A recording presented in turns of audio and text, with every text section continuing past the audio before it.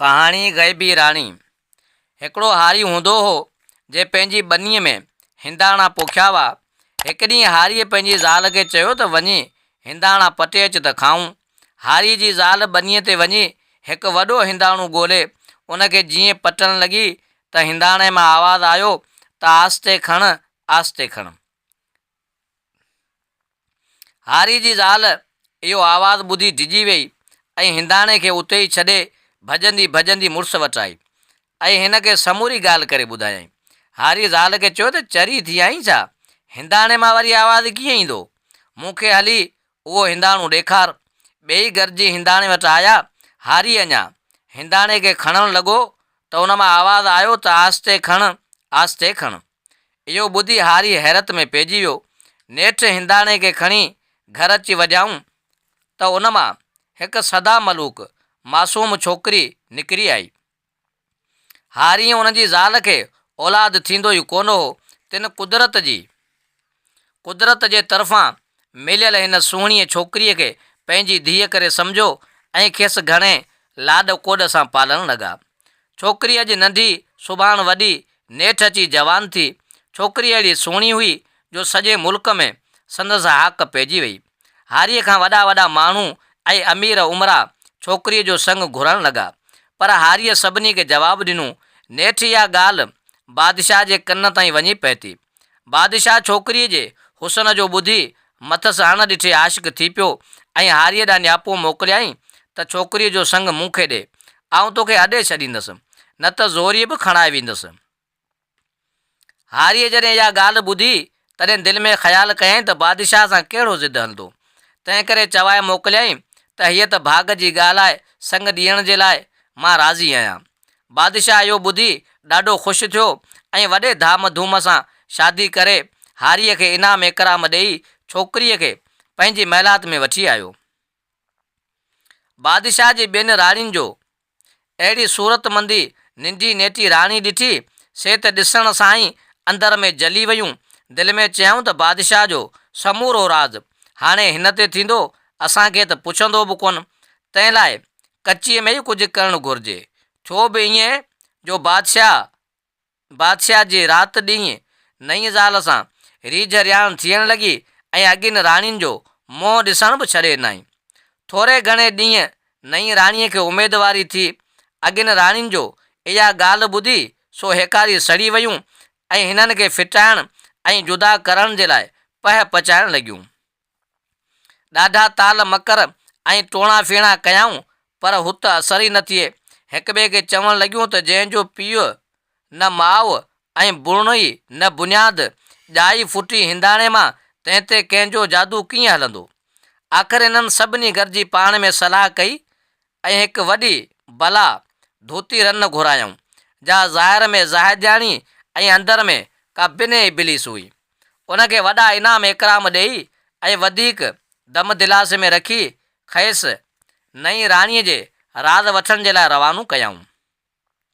हीअ रन वॾी तिमतराक सां हिन अणॼाण राणीअ वटि आई ऐं ओभारियूं लहवारियूं ॻाल्हियूं ॿुधाए खांसि असल हक़ीक़त ऐं हाल अहिवाल पुछणु लॻी ऐं हिन वटि अचणु वञणु शुरू कयईं। थोरे घणे ॾींहं नई राणी बि हिन जी फ़रेबी ॻाल्हियुनि में फासी पई ऐं हुन सां पंहिंजी हक़ीक़त बयानु करणु वेही रही। चए, नानी, आऊं त हिंदाणे ॼाई आहियां, पर इहा ख़बर कान अथमि त उन में आयसि कीअं। बाक़ी एतिरी सा सुध अथमि त मुंहिंजो साह हार जे मोतीअ में आहे ऐं इहो मोती जेसीं सलामत हूंदो तेसीं आऊं बि सलामत आहियां, पर जे इहो मोती हथां वियमि त पोइ जहिड़ी ॼाईअसि तहिड़ी न ॼाईअसि। धोती इहा ॻाल्हि ॿुधी चवणु लॻी त अम्मा, इहो हार भला तो वटि रखियलु आहे या के ॿिए हंधि? हिन चयो, हाओ अम्मा, उहो हार मुंहिंजे सिर सां आहे, मूं वटि रखियलु आहे, ॿियो केरु उनखे एतिरो सांढे सघंदो। धोतीअ पोइ हेठियाऊं मथायूं वठी हिनखे चयो, अम्मा, तूं मासूम ॿार जुवानीअ खे ओसीड़ो घटि साह जहिड़ी शइ किथे विञाए न छॾीं। कंहिं मूं जहिड़ी पोड़ी नानीअ वटि हथी को करे रखी छॾ। हा, ही ॾिस, पितल जी कूड़ी मुंडी आहे, पर नानीअ जे हथनि जी निशानी आहे। साह साह सां सांढींदी अचांसि। वेचारी विसोलड़ राणी धोतीअ जे दाम में फासी पई ऐं हार कढी हिन खे रखण जे लाइ ॾेई छॾियईं। पोड़ीअ ॾाइण हिन खां हार वठी वेंदी रही ऐं पोइ हाणे हिन जी पहाजिन खे ॾिनाई। राणियुनि हार ॾिसी ॾाढो ख़ुशि थियूं, पर असल मोती कहिड़ो जंहिंमें हिन जो साह हो तंहिंजी ख़बर ई कान हुयनि। सो छा कयाऊं जो हार खे ॿीणूं टीणूं करे खथे में वेड़े उन जे मथां 2 मणू बार ॾेई पासाऊं करे रखी छॾियाऊं। उते वेचारीअ निंढीअ राणीअ जो बि साह घुटिजणु लॻो ऐं किड़ीअ वांगुरु फथ करणु लॻी। ॼाताईं त हीअ मुसीबत हथनि सां वियाही अथमि, पर कुछी न सघी। बादशाह बि इहो हाल ॾिसी ॾाढो परेशान थियो ऐं खांसि वसियत पुछणु लॻो। राणी चयो त बादशाह सलामत, मुंहिंजी हाणे मोकिलाणी आहे। अवां मुंहिंजे मैयत खे पूरायो मता। पूराइण बदिरां मूंखे के कोठीअ में रखाए दरवाज़ो बंदि कराए छॾिजो। बादशाह खे ॾाढो ॾुख थियो ऐं हिक आलीशान कोठीअ में राणीअ जो लाश पलंग ते रखाए कोठी बंदि करे छॾियईं। राणियूं ॾाढो ख़ुशि थियूं ऐं पाण में खगियूं हणणु लॻियूं। बादशाह खां बि थोरनि घणनि ॾींहंनि खां पोइ नंढी राणी दिलि तां लही वई। राणियुनि खे ख़ौफ़ लॻो रहंदो हो त किथे हार चोरी न थी वञे। सो छा कंदियूं हुयूं जो रोज़ानू राति जो उनखे खोले पाण वटि रखंदियूं हुयूं ऐं ॾींहं जो साॻी रीति उनखे वेड़े मथसि बार रखी छॾींदियूं हुयूं। ऐं जॾहिं राति जो उनखे खोलींदियूं हुयूं त होॾां निंढी राणीअ खे बि साह पइजी वेंदो हो ऐं ॾींहं जो वरी हार जे दॿजण सां हुन जो साह घुटिजी वेंदो हो ऐं उहा लाश बणिजी वरी पइजी रहंदी हुई। अहिड़ी तरह कई ॾींहं गुज़री विया। 10 महीननि खां पोइ राणीअ खे उन कोठीअ में पुटु ॼाओ, जंहिंखे उहा राति जो होश में अचण खां पोइ खीर बि पियारींदी हुई ऐं प्यार बि कंदी हुई। अहिड़ी तरह जॾहिं उहो शहज़ादो सम्झ जहिड़ो थियो तॾहिं हिन सां समूरी हक़ीक़त बयानु करे चयईं त पुट, जॾहिं जवान थिए त ज़रूरु पंहिंजे पीउ खे वञी ॾिसजांइ ऐं हीअ ॻाल्हि ॿुधाइजांसि। हिकु ॾींहुं बादशाह खे अची दिलि में ओचितो ख़्यालु थियो त वञी ॾिसां त सही त कोठीअ में मुंहिंजी ज़ाल जो कहिड़ो हाल थियो आहे। सो इहो ख़्यालु करे वञी कोठीअ जो दर खोलियाईं।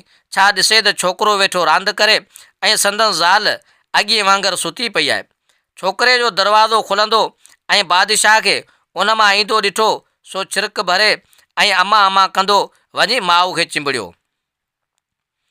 बादशाह खे हैरत वठी वई ऐं बुत बणिजी बीह रहियो। गुज़िरियल वक़्त जूं ॻाल्हियूं यादि अचणु लॻियसि ऐं बीठे बीठे सिजु लही वियसि। जॾहिं राति थी त राणी उथी वेही रही। बादशाह ते जो अखि पियसि सो दांह करे अची हिन सां मिली। बादशाह खे हेकारी हैरत वठी वई ऐं खांसि हिन रीति मरण ऐं वरी जीअण ऐं ॿार बाबति पुछाईं। राणीअ खेसि पंहिंजी ऐं ॿार जी समूरी हक़ीक़त करे ॿुधाई। बादशाह हक़ीक़त ॿुधी सोच ऐं वीचार में पइजी वियो।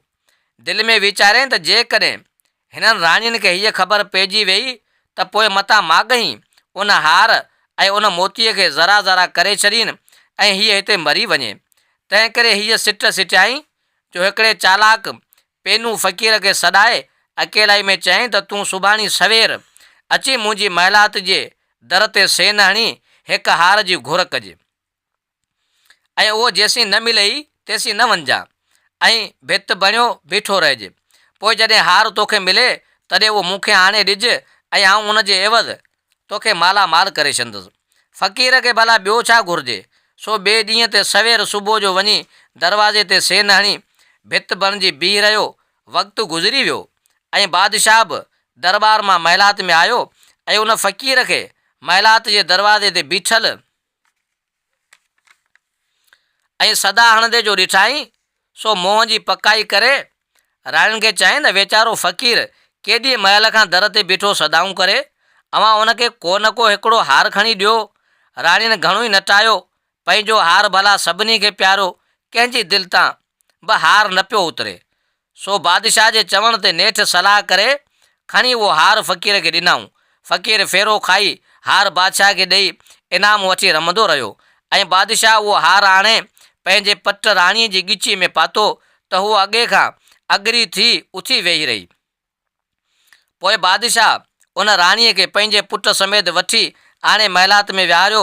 राणियुनि जो हीअ हालत ॾिठी सो पंहिंजे कए ते पशेमान थी अची बादशाह जे पेरनि ते किरियूं ऐं ज़ारो ज़ार रोई माफ़ी घुरणु लॻियूं।